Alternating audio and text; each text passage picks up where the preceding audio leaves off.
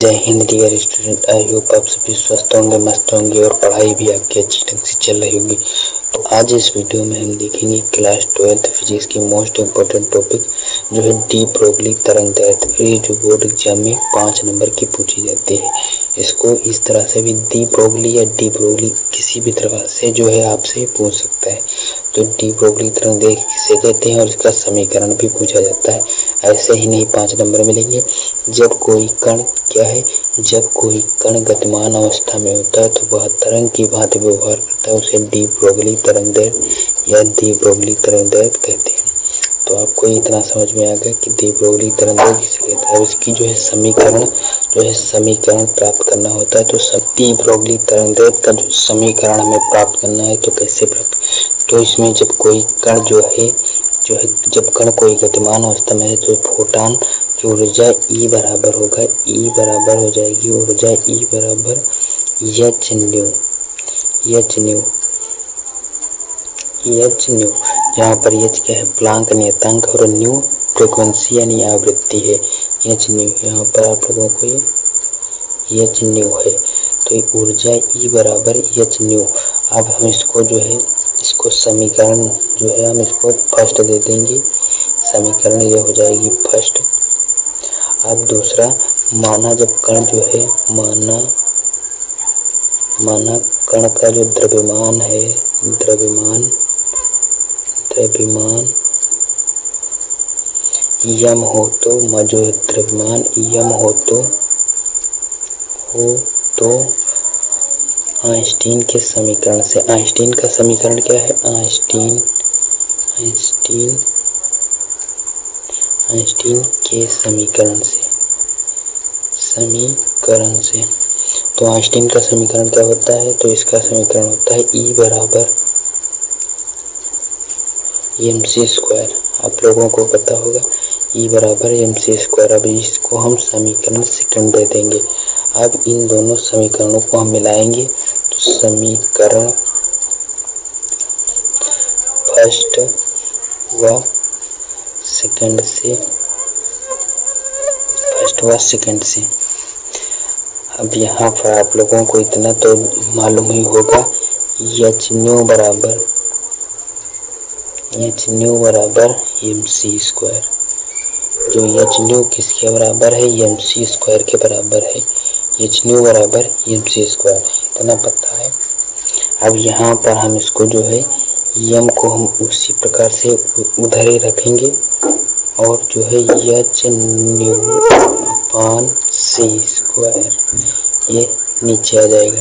अब यहाँ पर कुछ लोगों को इतना नहीं पता होता है, इतने लोल होते हैं कि उनको ये ही नहीं पता है कि इसको जो गुणे में है तो बटे में जाएगा, प्लस है तो माइनस में आएगा, माइनस में है प्लस में जाएगा। अब इतना नहीं पता है तो आप ये बताओ उनका क्या होगा।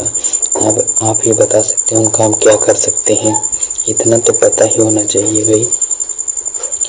तो अब ये हो गया इतना, ये हो गया इतना। अब यहाँ पर जो माना कण का जो है, माना कण का संवेग P है, माना कण का संवेग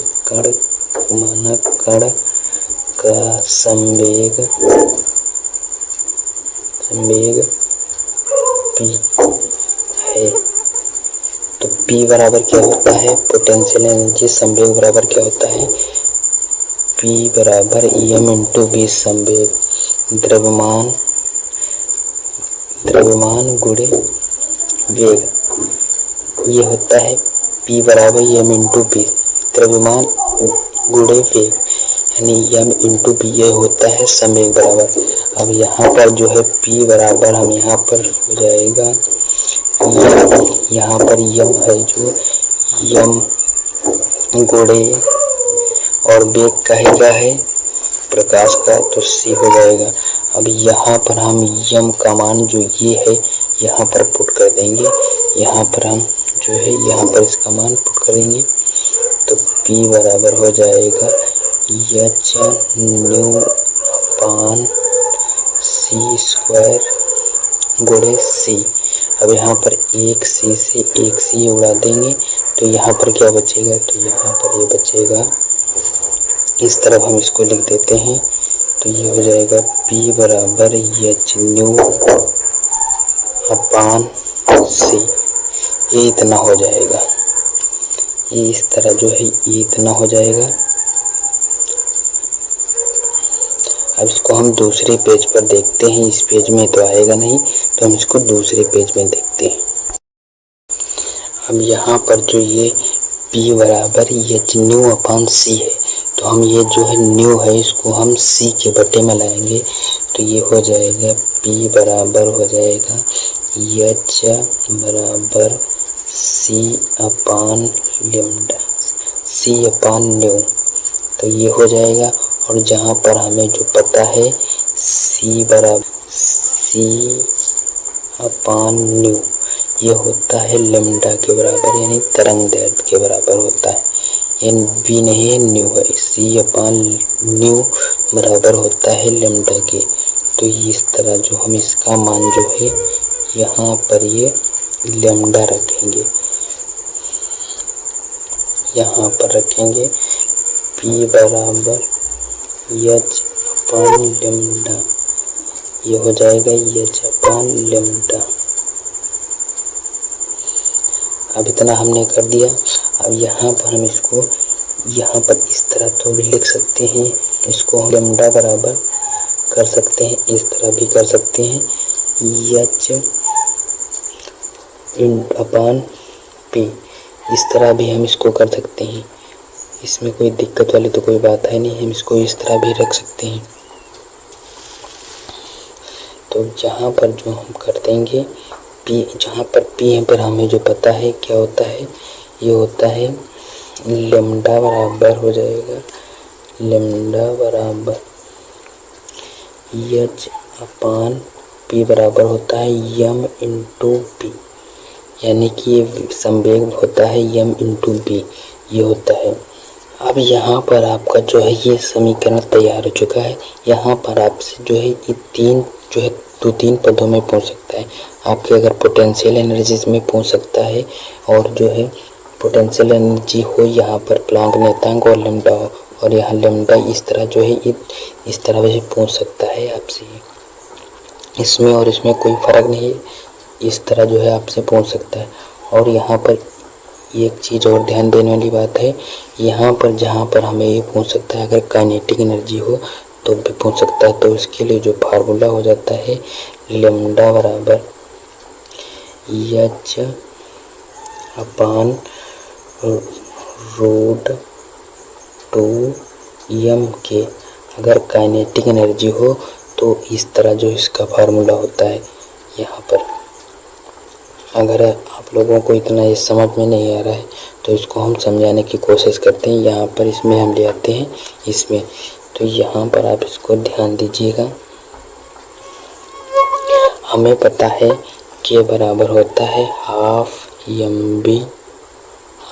M V square, kinetic energy बराबर ये फार्मूला होता है। फार्मूला आप लोगों को ध्यान रखना होगा। तो ये हो जाएगा के बराबर हाफ अब यम इंटू बी, अब पूरे का स्क्वायर कर लेंगे और इसके नीचे में यम, इसमें कोई दिक्कत वाली बात नहीं। एक यम जो बटे में आया है ऊपर है जो पूरे का स्क्वायर, एक एम से एक एम काट देंगे, वही बात है। बस आप लोगों को बस इसको जो है समझने के लिए रखा जाता है। तो ये हो जाएगा के बराबर हो जाएगा M V square upon 2m, इतना हो गया।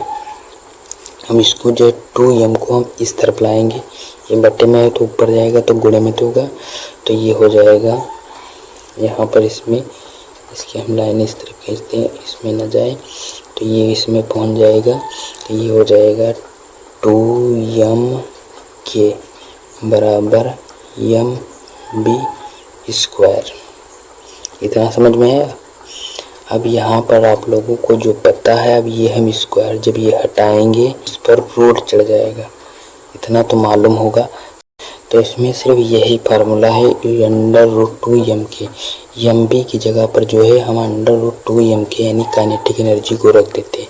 तो बस इतना जो है यही फार्मूला इसमें जो है ये काइनेटिक एनर्जी के रूप में हो जाता है। तो इतना जो आप लोगों को इतना समझ में आ गया। आई होप आप लोगों को डी ब्रोगली तरंग अच्छी ढंग से समझ में आ गई होगी। तो हम मिलेंगे नेक्स्ट वीडियो में, तब तक के लिए जय हिंद।